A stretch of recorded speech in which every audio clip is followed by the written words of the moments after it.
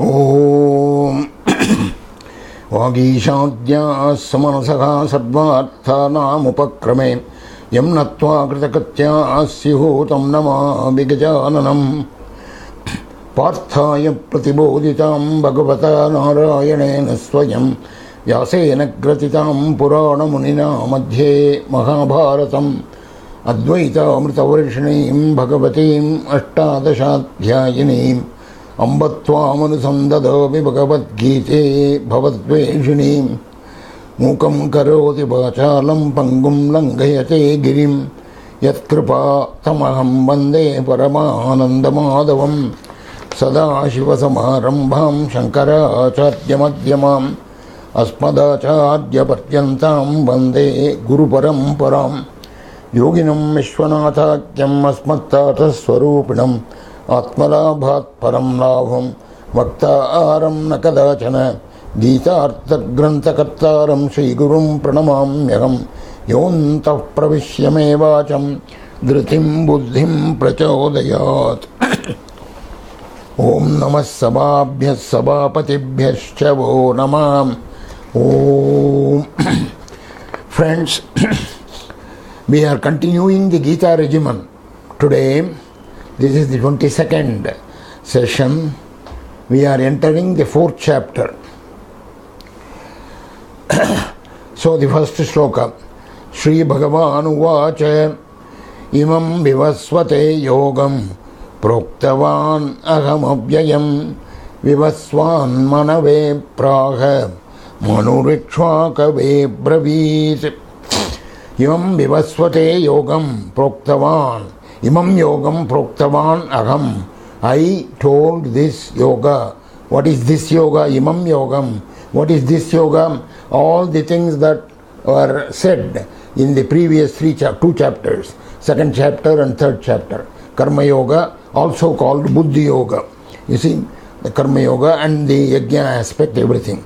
Imam yogam, this yogam, I told, I taught, proktavan, to whom? Vivasvate, Vivaswan. Vivaswan means sun, the sun god. I taught this to sun god.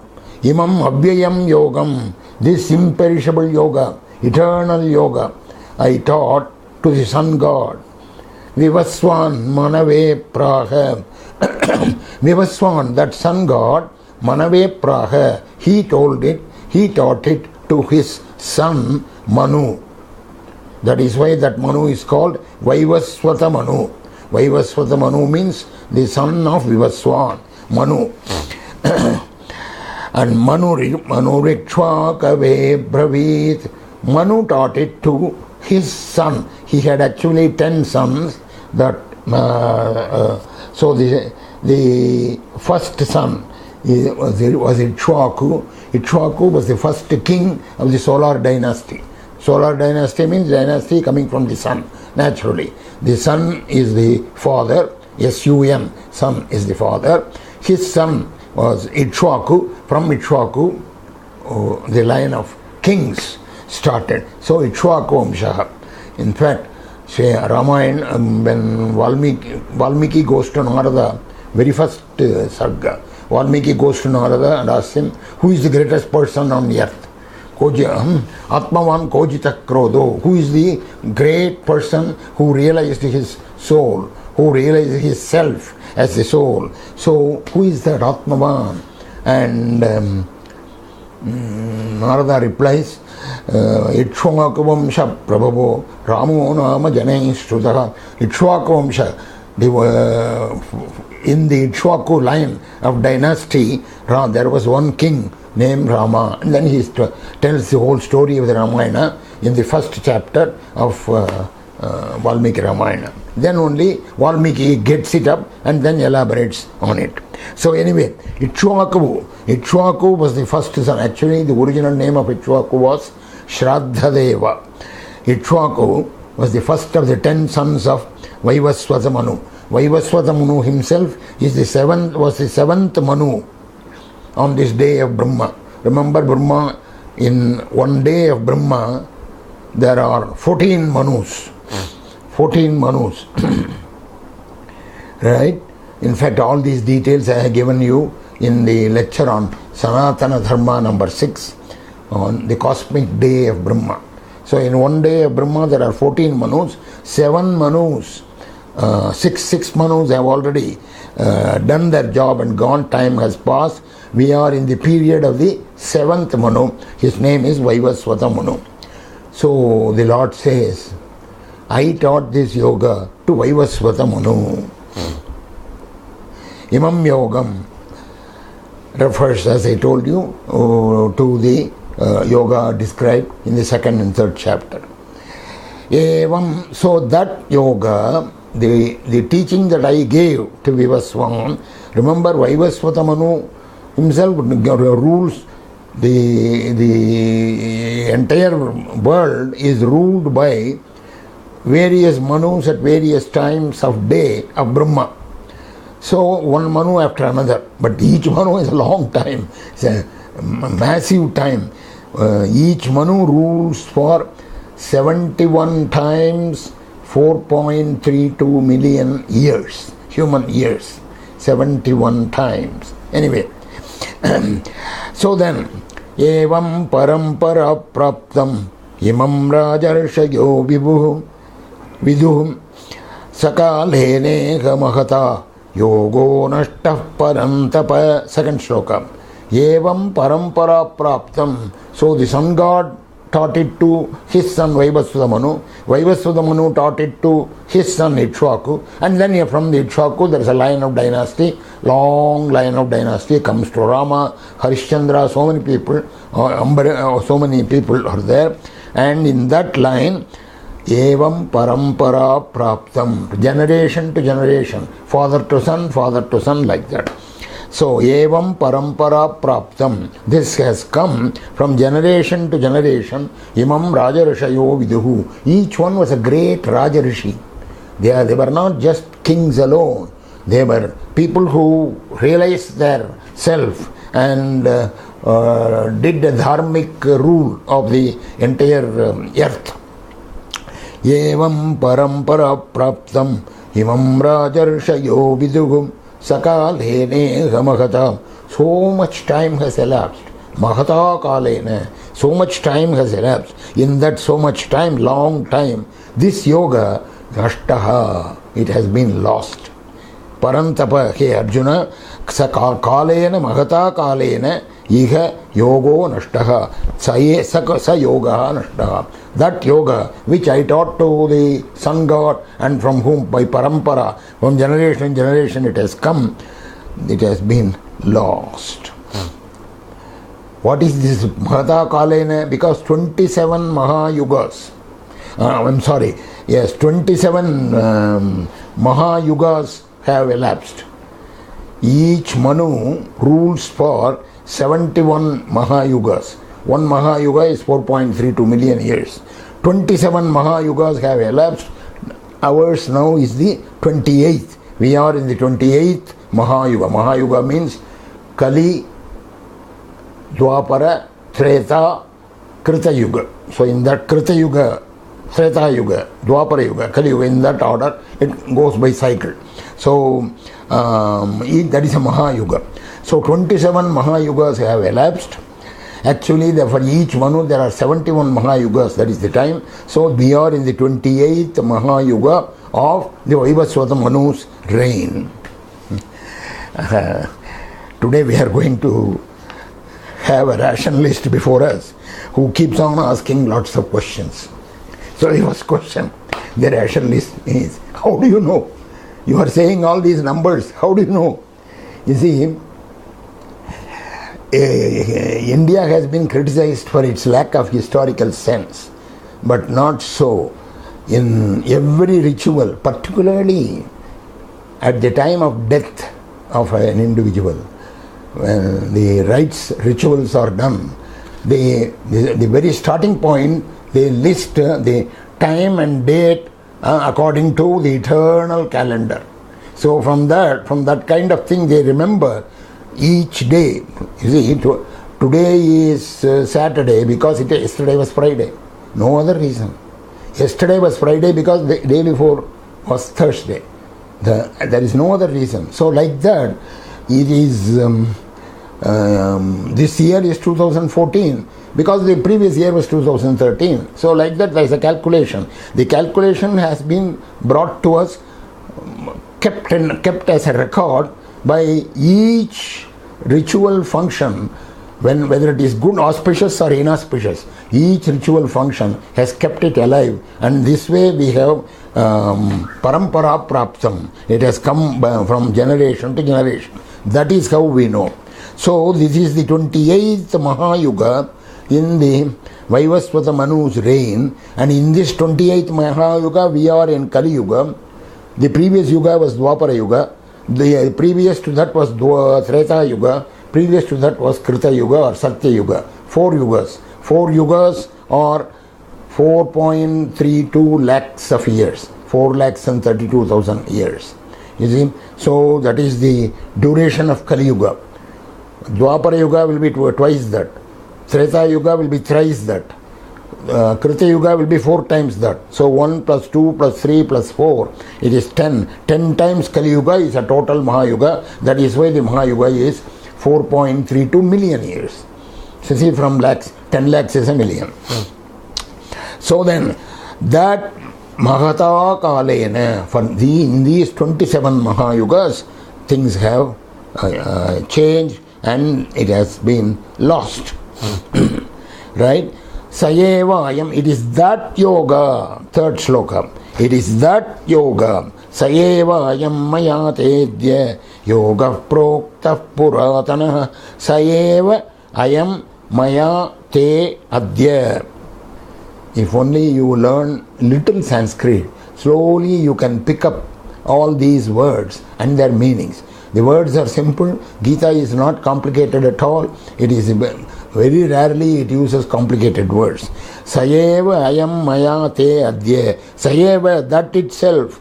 Ayam, that yoga is this yoga. Maya, by me.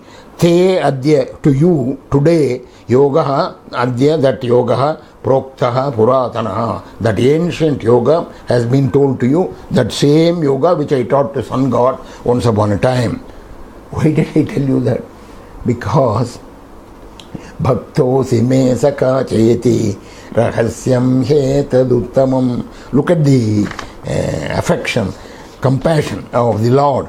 Bhaktosi me saka cheti. You are my devotee. You are my friend. You see? You are my lover and devotee, friend and comrade. You see? Bhaktosi me sakha cheti rahasyam hetaduttamam. This great secret I have told you today. That is where, see, 4th chapter is a turning point in the Gita. Up first, 2nd and 3rd chapter is something like a professor talking to a student on a subject of philosophy in an academic way. It's an academic thesis. It goes on like that. We have seen that. 2nd chapter and 3rd chapter. But here comes the personal element. From this point onwards, it becomes a religious text. Religious text. Why? Because Arjuna now wakes up suddenly and asks a very intelligent question, but a very simple question. Hey Krishna, you were born just 2 or 3 months before me. I have heard it from my mother Kunti. I have heard it. But sun god was been there for a long time. All those Mahayugas and all those things are there. How is it that, man, are you kidding? Do you want me to believe you that you have taught this to sun god? Look at that question. Aparam, 4th shloka. Aparam bhavato janma param janma vyadidrisham param janma vivasvataham kathame tat vijaniyam tomado proktavam iti. Aparam bhavato janma param janma vivasvataha. Vivasvataha janma, the sun's janma, sun god's janma, param, long ago. Aparam, only after that, very much later in the day, bhavataha janma, your janma was there. Do you want me to believe you? Katham etat vijaniyam. How do I understand that you once upon a time taught it to the sun god. Remember, Krishna and Arjuna belong to just the previous yuga, Dwapara Yuga of this 28th Chaturyuga. Actually, they lived about 5,150 years ago.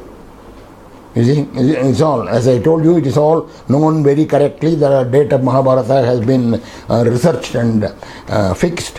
They lived roughly 5,150 years ago. We are living in this Kali Yuga now, and I told you all the duration of all these things. So, just you were born 2 or 3 months before me, and so it is this. But long, long ago, the sun god was there. Aparam bhavato janma param janma vivasvitaha. How do you expect me to believe this? Now Krishna wakes up in the sense, I should not say it of the Lord. From this point onwards, he talks as if inspired. As if, you see, it is not our business to say the Lord was inspired. It is the Lord who should inspire us. How do I say that the Lord was inspired? But he talks as if he inspired.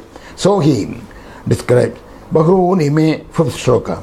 Say Bhagavan uvacha Bahuni me vyatitani janmani tavacharjuna tanyagam veda sarvani natvam vetha param tapa. Just a side remark. Long ago, a friend of mine, we were both listening to Swami Chinmayananda, and Swami Chinmayananda, asks us to repeat, or he makes people recite the Gita sloka by sloka as he lectures. So at this point, they say Shri Bhagavan Uvacha, Arjuna Uvacha, Shri Bhagavan Uvacha. So my friend was commenting later to me, why do we have to say Shri Bhagavan Uvacha, Shri Arjuna Uvacha? The only slokas, if we read it, that should be all right. You see, these are all silly questions that one rakes up. The thing to understand, without that, how do you know that who said what? Actually, in the Mahabharata, there are so many characters. You don't know who said what unless Vyasa says, so and so said this, so and so said this. So like that. Here, Bahuni me vyatitani. This is the Lord now. The Lord speaks for the rest of the chapter. Bahuni me vyatitani janmani tabacharjuna thanyagam veda sarvani natvam vetha param tapa. Bahuni me vyatitani. Hey, Arjuna, what are you thinking? I have had several births. Bahuni janmani me vyatitani. I have spent, I have lived, I have manifested myself for various births. Not only me, it's not like that. You also. Janmani tavacha Arjuna. You also have had several births. Janmani tavacha Arjuna. But don't think that these two are in the same category. That is different. I remember all of them. I remember all my previous births. I remember your previous births, but you don't know a thing. Sanyaham Veda Sarvani. Thani Aham Veda Sarvani. I know all of that. Aham Thani Sarvani Veda. I know all that. Na Tvam Vetha Parantapa. Tvam Na Vetha Parantapa. You don't know a thing. As I told you, Bhagavad Gita reads up to this time as an academic thesis. But now Arjuna's question shakes off the self-imposed humility of Krishna. As if inspired, he chose to be inspired. So now he talks. This is the 5th shloka. The next 3 shlokas, 6, 7 and 8, constitute the Avatara Rahasya. Constitute the Avatara Rahasya of the Lord. In fact, in the Western world, religion and philosophy are 2 separate things, or 2 isolated pieces of human activity. But not so in the Eastern world. Here, daily living of a religious life is based on a philosophical understanding of the inner nature. This is why it is very difficult to separate religion and philosophy when you want to understand Eastern Indian traditions. You see, that is why, in fact, that is why our Gita regimen, we said Gita regimen for Advaitic living, and actually we are talking philosophy throughout. Gita regimen depends upon understanding the Indian philosophy. So philosophical understanding of our inner nature is linked with our daily life. So religion and philosophy cannot be separated. So that is number 5. Now number 6, 7, 8 I am going to read together because they constitute the Avatar Rahasya, most important slokas. Some of the slokas you know already because of various reasons. Ajopi sanna vyayatma bhutanam ishvaropi san prakritim swam adhishtaya sambhavamyatma bhajaya yada yada hi dharmasya glanirбhavati bharata abhyuttanamadharmasya tadatmanam srajamyaham परित्राणाय साधूनां विनाशाय च दुष्कृतां धर्म संस्थापनार्थाय संभवामि युगे युगे. Most beautiful slokas. The secret of the concept of avatar of the Lord is explained here, but it is explained in such a way, majestically and so powerfully, that I don't find it equally, I don't find an equally effective majestic statement anywhere else in Hindu religious literature, as far as I know. You see? So let me give you the meaning first. Ajo pisan avyayatma ajaha api. I am unborn. Ajaha. I am unborn. Even though api. Even though I am unborn. Ajo pisan. Avyayatma. I am the imperishable Atma. Bhutanam Ishvaropi san. All the beings, I am the monitor, regulator, Ishvaraha. I am their head. Bhutanam Ishvaropi san. There are 3 things. Ajaha, Avyayatma, Bhutanam Ishvaraha. Ajaha says he is no birth, no, therefore the origin is not known. Avyaya Atma, Avyaya imperishable, therefore there is no question of ending. So he is permanent, transcendent, beyond everything. Atma, therefore he is the immanent one. So transcendence, immanence. Bhutanam Ishvaropi san. Perfection. He is the perfect Lord, Ishvara. He is the one who monitors, he activates everything. So Bhutanam Ishvaropi san. 3 qualities: transcendence, immanence, perfection. The perfect God. See, these are the 3 fundamental qualities of the Almighty, of the Absolute in the Hindu philosophy. He says this: Ajopi samnavyayatma bhutanam ishvaropi san. So he is declaring himself to be the Absolute. What does he do? Prakritim swam adhishtaya. Swam prakritim adhishtaya. I resort, I adopt my own prakriti, my own maya. Prakriti is maya. My own maya shakti. Prakritim swam adhishtaya. I resort to, I take up my own prakriti. Sambhavami atma mayaya. By my maya, atma mayaya, by my maya shakti, sambhavami. I manifest myself. I appear. You see? Sambhavami. Yada yada hi dharmasya. Whenever, yada yada, whenever. Yada yada hi dharmasya. Dharmasya glanihi. The downfall of dharma. The downfall of dharma. Yada yada hi dharmasya glanirбhavati bharata. Whenever and wherever the downfall of dharma happens, glanihi bhavati, or an abhyutthanam adharmasya, side by side. The dharma downfall, abhyutthanam adharmasya, adharma rises up. Adharma is dominant. Adabhyutthanam, abhyutthanam means rising. Abhyutthanam adharmasya tadatmanam srijamyaham. At that time, I create myself. Atmanam srijami aham. I create myself. What do you mean by create myself? Manifest myself. Srijami. Srijami means incarnate, create myself, manifest myself, appear, all the meanings. Yada, it's a famous shloka as you know. Paritranaya. So these three constitute the avatara rahasya. Paritranaya. Why do I do this? Why do I manifest myself like this? Paritranaya sadhunam vinashaya cha dushkrutam dharma samsthapanarthaya sambhavami yuge yuge.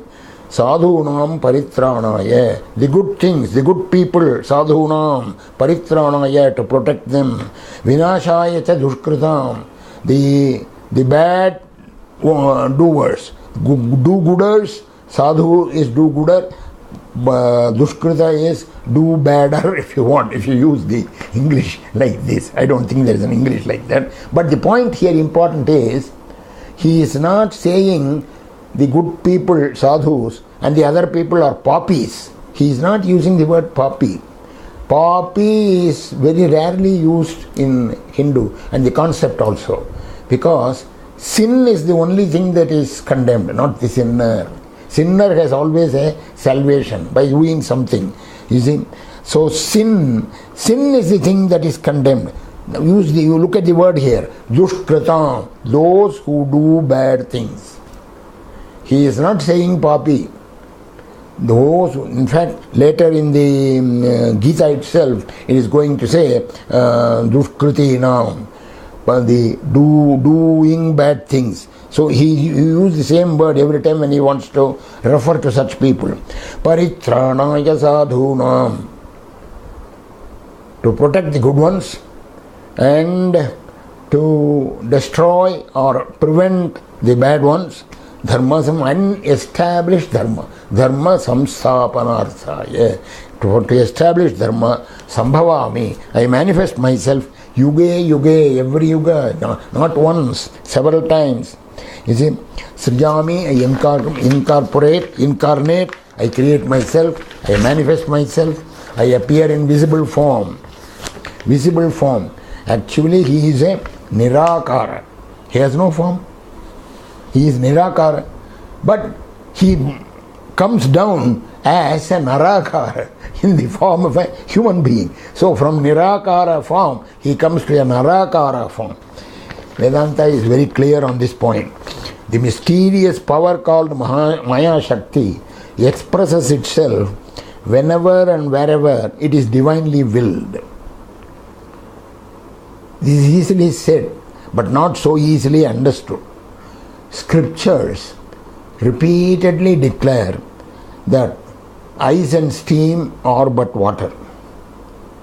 Diamond is but carbon. Movie is only the screen, there is nothing else there. There is only the screen. Water in the mirage is only sand. Jewelry is but gold. Everything else is name and form. Pots are but clay. And in the twilight, the rope appears as the snake. It is the rope that is the truth. Snake is not the truth. Similarly, life is but a passing phase. Today it will be there, tomorrow it won't be there.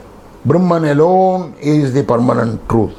Repeatedly scriptures are declaring this. You see, they are saying all else is the superimposition of name and form. But however forceful and however repetitive these declarations may be from the scriptures, you and I, humanity, does not shed its weakness or ignorance. We don't take the word of God or the word of the Guru. He, the Absolute, has to descend on earth in flesh and blood as a son of God, maybe, and show to the world that he can also take a name and form. He has to show that he can also take a name and form as a human being and show to all of us, mankind, that how to live our lives. Only then we begin to understand it. In spite of the declarations of the scriptures in various ways, or in spite of whatever our guru might say to us, until we see the God in name and form, we do not believe it, we do not have faith. So, that is why he makes the avatar. Protecting sadhus, as what paritranaya sadhunam, is only one purpose. When the Lord appears on earth, there are several purposes. Maybe in particular avatars like the Narasimha avatar or the Vamana avatar or the Varaha avatar, there was something to be done immediately, retrieving the earth or taking care of Prahlada and killing Hiranyakashipu. So those are one purpose. But an ordinary avatar like Krishna and Rama and various other avatars, the Lord has several purposes. You read the story of Krishna Leela, you will know that several purposes were achieved as he goes along. Why does all this happen? Because the most important purpose of the Lord is that, you see, the Lord is perfect. Everything is perfect about him. We are imperfect almost in everything. You see, that perfection assumes an imperfection. What do you mean by assumes an imperfection? I mean, when he comes down with name and form, he has already restricted himself. He has restricted himself. He is here, he is short, he is dark, he is blue, he is this, that or that. So, the perfection assumes an imperfection so that we imperfect people may strive towards perfection. This is the sole purpose. That is what you mean by paritranaya sadhunam vinashaya tadurkritam. Sadhunam is sadhu buddhi. See, not only he protects the sadhus, that is a different thing. You go to the Puranas, you will have stories and stories about it. But that is only in the outer world. In the inner world, he has to protect our sattvic tendencies. Inner world, he has to protect our sattvic tendencies. That is why he makes this appearance in the off and on, every time. Once he appears and he, for example, Krishna appeared 5,000 years ago, but again now everything is very bad. I mean, we have come down, our moral level has come down very much low. Though, as and when the moral level, I mean, yada yada hi dharmasya glanir bhavati bharata, then abhyuttanam adharmasya tadatmanam, he creates himself. As I told you, my rationalist is sitting and asking me this question. Sir, the Lord is all powerful. He is the Almighty. Why does he have to come down to earth with all that restricting himself from perfection to imperfection and all that to achieve his purpose? Is he not all powerful? Can he not, in his own place, wherever he is, wave a magic wand, or maybe by his sankalpa, by his determination, by his willpower? Can he not solve our problems? Can we not achieve his purpose? Why does he have to come down like this? You see, you have to understand the question. The question assumes that the purpose of avatara is to solve our material problems. No. That is not that. See, when he descends down as an avatar, everybody has not become rich, plenty and everything. If the supreme reality in the form of either the transcendent reality or in the avatara form, if he can solve all our immediate material problems of poverty and disease, suppose he solves it, would that be the end of the story? Would that be the end of our problems? No, not at all, not at all. Because the cure of our bodily disease and our poverty would still leave us spiritually wherever we are, at the same level of consciousness and spiritual evolution as before. See, by solving your material problems of disease and poverty, your spiritual level has not changed at all, would not have changed. your spiritual evolution would be just as what it was. The same chaotic world will continue, and very soon we would cut each other's throats as before. In fact, even if he solves, if he comes down and waves his magic wand and solves our problems, suppose God is all powerful, he comes down and he wants to solve your fuel problem, what does he do? He converts all the ocean water into oil, say. Then your fuel problems will be solved. But would that really solve your problem? Because even that God cannot guarantee that no crazy man would throw a lighted cigarette in that sea of oil. That is the thing. Because man has a free will. He will do anything. God cannot guarantee that. So the purpose of the descent of God, avatara of God, is not to solve our material problems so incidentally it might happen to a few bhaktas and so on, but it is not the purpose. The purpose is only to dharma samsthapanarthaya paritranaya sadhunam vinashaya cha dushkritam paritranaya sadhu buddhim. Your buddhi, sadhu buddhi, good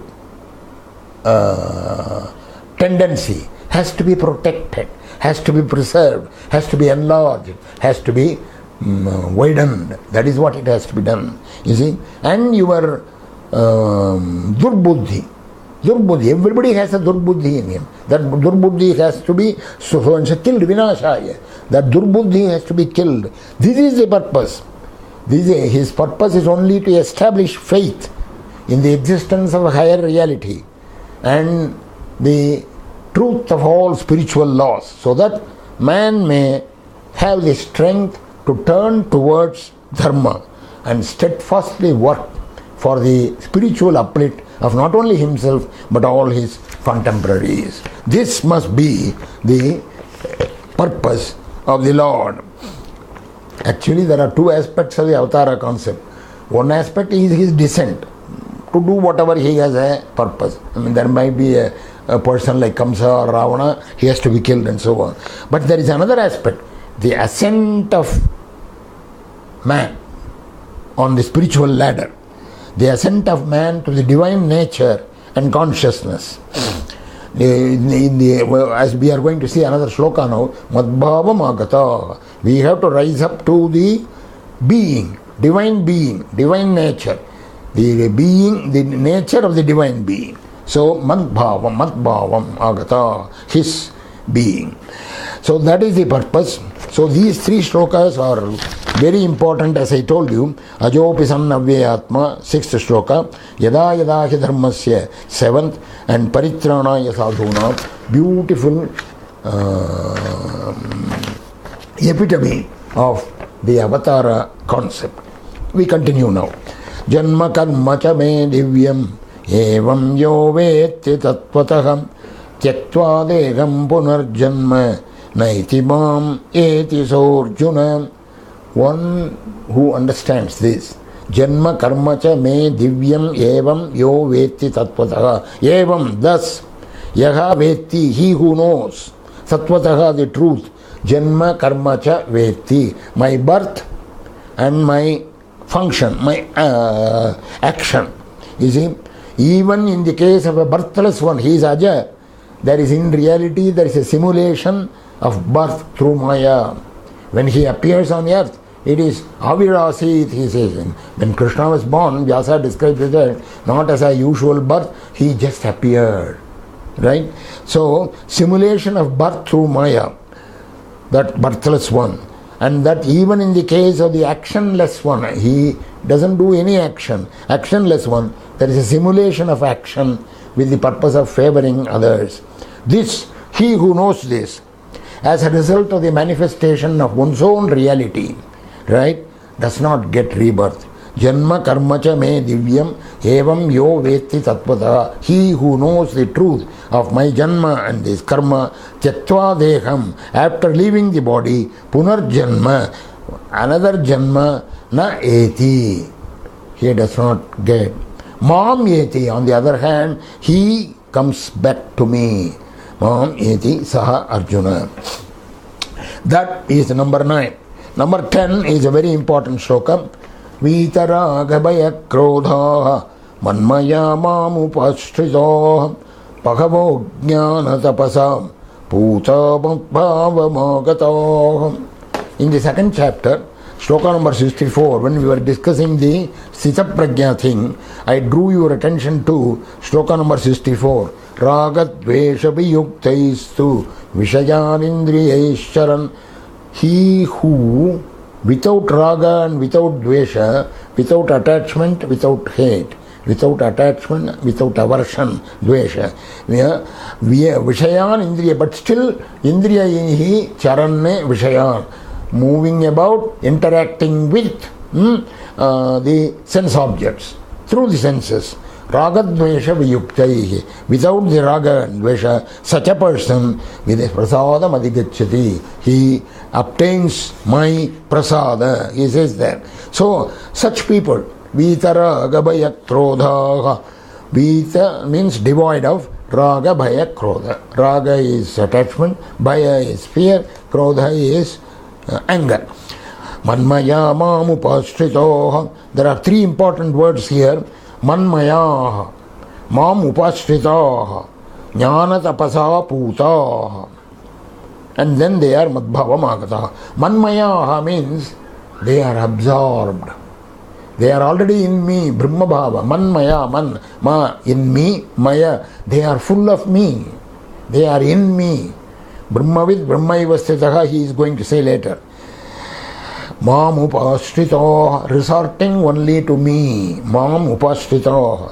There are many such people. So, because I said it is very difficult to be like this in the 3 previous shlokas, it does not mean there are only a few people. Bhagavo jnana tapasa puta madbhava magata. There are many people. Jnana tapasa puta. Putaha, purified people. Purified by what? Jnana tapasa. Jnana tapasa. Jnana tapasa. Yes, I have brought here the original Gita Bhashya, just to impress you. The original Gita Bhashya book, Gita Shlokas and this. My father used this book, so there are lots and lots of notings. So Manmaya, he is a Shankara's commentary for each shloka, important meanings. Manmaya Brahmavidaha Ishvara Abheda Darshinaha Mameva Parameshwaram Upasthita Kevala Jnana Nishtha Ityartha. You see, Manmaya means Brahmavidaha, those who have realized Brahman. Ishvara Abheda Darshinaha, they do not find any difference between themselves and Brahman. Mameva Parameshwaram, this Almighty, Upashritaha, they are resorted to me. Kevala Jnana Nishtha. So they are always in Jnana. Jnana Nishtha. They are in the Nishtha. Nishtha means permanent immersion in Jnana. Aneke, there are many such people. Jnana tapasa. What is Jnana tapasa? Jnanamevacha Paramatma Vishayam tapaha. Jnanam is Paramatma Vishayam. Wisdom. Tapaha. This itself is tapas, is penance. So that Jnana tapasa, by that penance of that wisdom, supreme wisdom, realization of Brahman, Puta, Param Shuddhim Gata, purified thoroughly. Madbhavam, Ishvara Bhavam, Moksham Agata. They are in me. They have attained, to my status. Madbhavam Agata. This is all Advaita. Ishvara Bhavam, Moksham Agata. They have arrived at the divine nature of the divine being. Such people, Bhagavo Jnana Tapasa, there are many such people, he said it.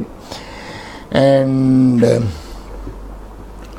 Shankara Bhashya is very famous, not only because of the rare meanings that it gives, but the questions that it raises.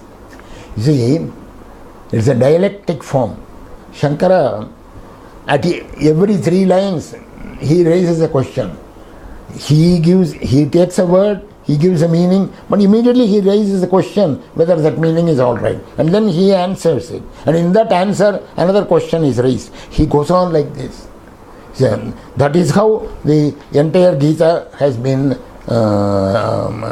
commented upon, and that is the way he has written a Brahma Sutra Bhashya and all the Upanishad Bhashyas. But now we are concentrating on this Gita.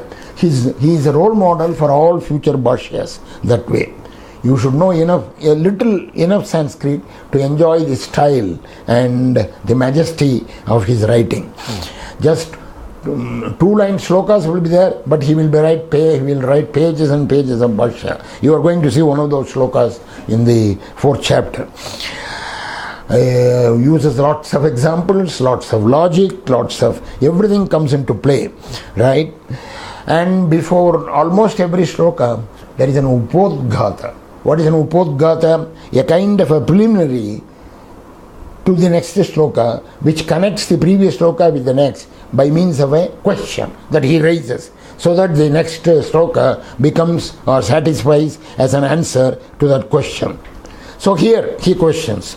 See, it says, Vitara agabaya krodha manmaya mamupashtritoha Bhagavo Jnana Tapasa. There are many people who are purified by their jnana and wisdom. Madbhava Magata. They have come back to me. I have given solution, moksha to them. They have reached moksha. In the same shloka he has said, Vita Raga Bhaya Krodha. Those who are devoid of Raga, Bhaya and Krodha, attachment, fear and anger. Devoid of. So he himself asks the question now. Look at this. Tavatarhi Ragadveshau Saha. Aha. That means you have, the opponent is asking, is pointing out at Shankara and says, Tavatarhi Ragadveshau Saha. Then that means you have Raga and Dvesha. You have attachment. You have hate. Because Kebhyaschi eva Atmabhavam Prayachasi. Only to some people you are giving your divine nature. You are not offering, gracing your divine nature to all people. Prayachasi na sarvebhyaha. Why is that? Then that means you have raga dvesha. You are saying don't have raga, don't have dvesha, don't have attachment, don't have aversion. But you seem to have attachment to some people and aversion to some people. So then the next shloka become as an answer to this.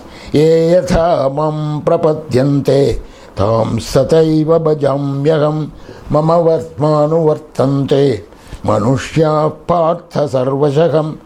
Ye yatha mam prapadyante, those in whatever manner, yatha mam prapadyante, propitiate me, tam sathaiva bhajamyaham, them thane tathaiva, in the same manner, bhajamyaham, bhajami, bhaji. The root bhaji is a very interesting word. It means to divide, allot, distribute, apportion, receive one's share, all those things.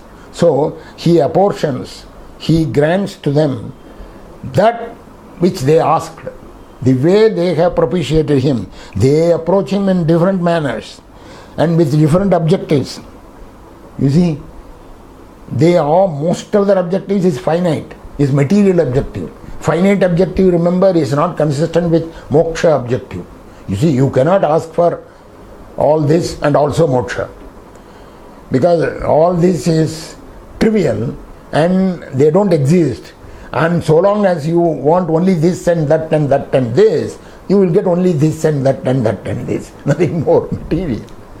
If you want moksha, you have to renounce all this and that and this. You have to renounce. Only by renouncing this you can ask for moksha. So he says, so long as they want material objectives, I grant it to them.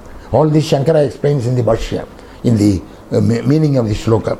Ye yatha mam prapadyante tam sathaiva bhajamyaham mama vartmanu vartante. They follow that is why they tread my path in this way. Manushya partha sarvashaham. In all ways they follow this They follow me because they want this objective, they come to me. They want that objective, they come to me. So mama vatmanu vartante. I respond to my devotees in the way they approach me. In the way they approach me. I have no attachment or aversion or delusion to the eligible few who want moksha. They don't want any other, they don't cherish any other aims. They seek moksha. I grant knowledge, jnanam. Yeah. To the knowers who have renounced the world for winning moksha, I grant moksha. In all conceivable ways, men follow paths leading to me. And immediately Shankara raises the question.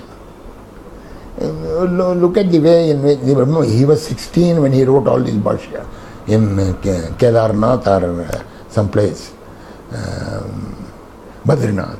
And he was writing, maybe for 1 year, maybe for 2 years. When he was 16, he has anticipated all the questions that you and I will ask now. All scholars will ask, all scientists will ask, all rationalists will ask, all believers will ask, all non-believers will ask. All the questions are somewhere in his bhashya, and he has answered them. In the Gita here, he answers it in one word. In the Brahma Sutra bhashya and Bhagadaranyaka bhashya, he answers them pages after pages. That is the way he has written his bhashya. So now Shankara raises the question. Let me read that question. Yadi tava Ishwarasya ragadi dosha abhavat sarva pranishu anujigritshayam tulyayam sarvapala pradana samarthe cha tvayi sati vasudevas sarvamiti jnanenaiva mukshavaha santaha kasmat tvameva sarve na pratipadyante iti shrunu tatra karanam. Here it means if you are free from all attachment and if you are ready to bless all alike, then why not all devotees approach you alone? Why do they seek all other material benefits? This is the question he himself raised. And the answer is the next shloka, which is shloka number 12.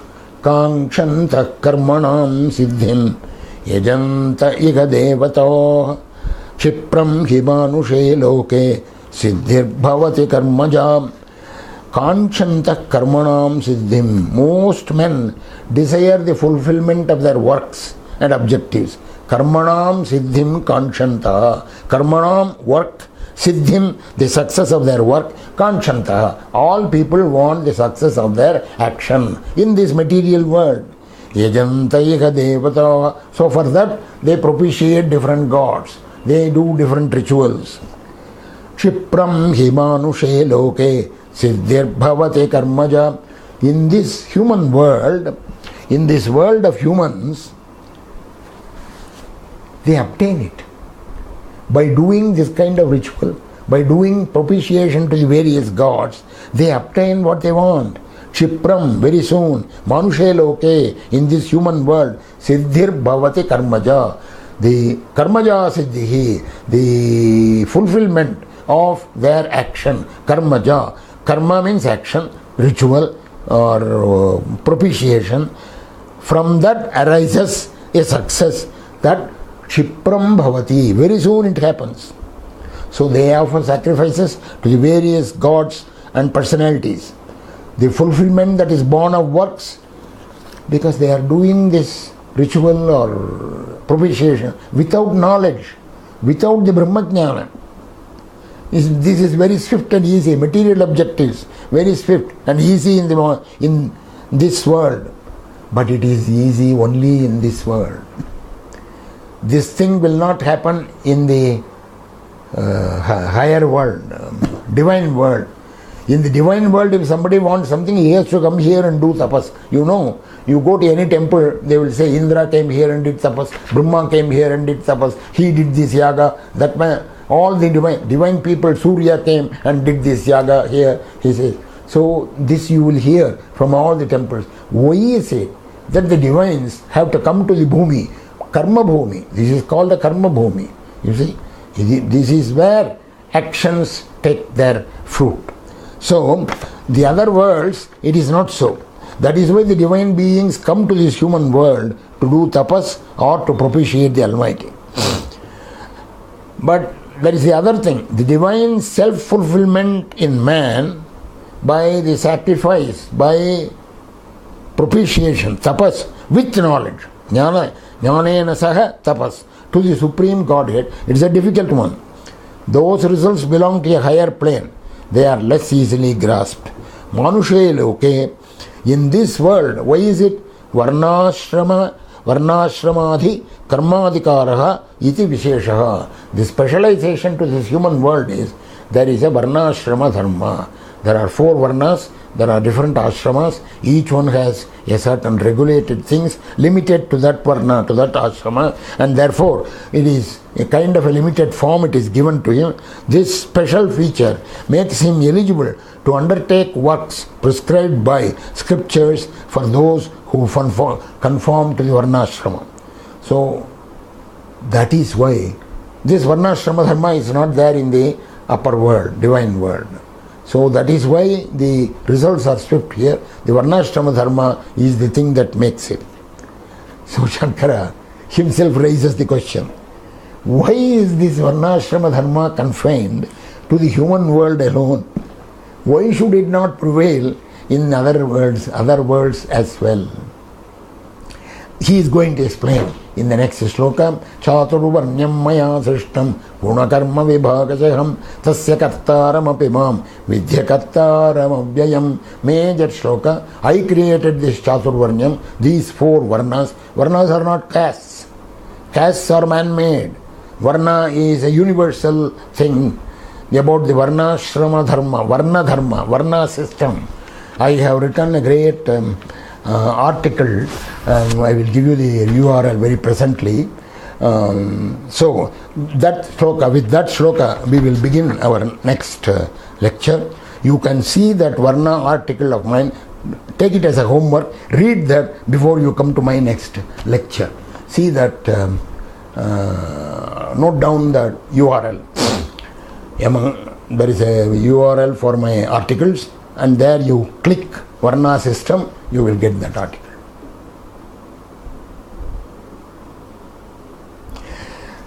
Swasti prajabhya paripalayantam nyayena margena mahim mahisha gobrahmanebhya shubhamastu nityam lokas samasta sukhino bhavantu.